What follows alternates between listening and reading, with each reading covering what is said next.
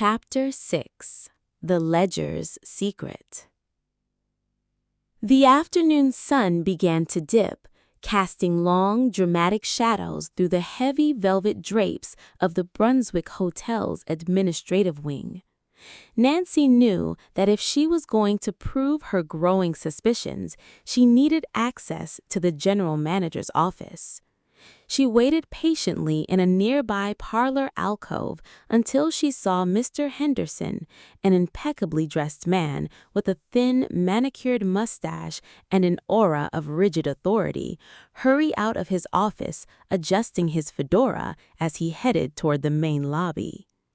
Once the coast was clear, Nancy stepped into the quiet corridor.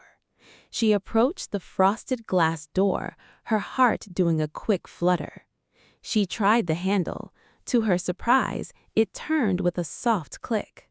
Mr. Henderson, perhaps hurried by his impending appointment, had neglected to lock it. Nancy slipped inside, closing the heavy door silently behind her. The room was opulent, filled with the scent of expensive cigar smoke and polished oak.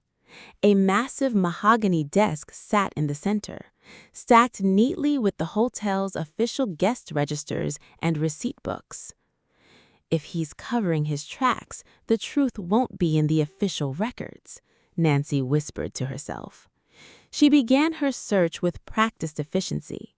She bypassed the open ledger on the desk and moved to the deep lower drawers. Her slim gloved fingers brushed past files of standard inventory and employment records.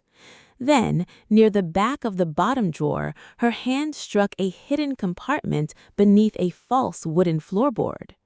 Pulling it free, Nancy uncovered a small, leather-bound notebook entirely separate from the hotel's standard stationery. She opened it under the dim light of the desk lamp.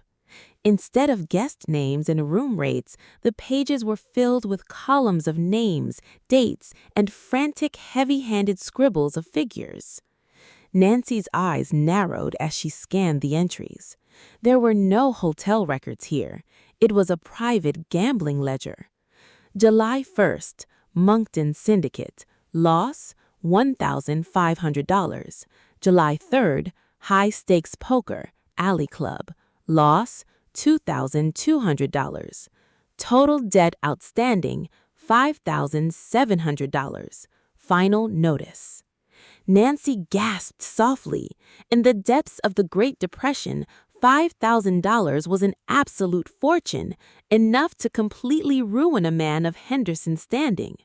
Appended to the final page was a tucked-away slip from a local high society pawnbroker, listing a familiar item: one vintage gold pocket watch, diamond accents.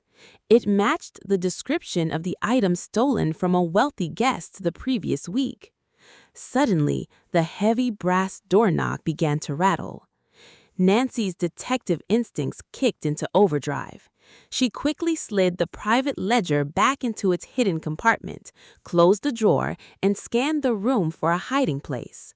With no time to reach the door, she ducked behind the heavy, ceiling-high velvet window draperies just as the door swung open. Heavy, agitated footsteps echoed across the hardwood floor, and Nancy held her breath, hoping the pounding of her own heart wouldn't betray her presence.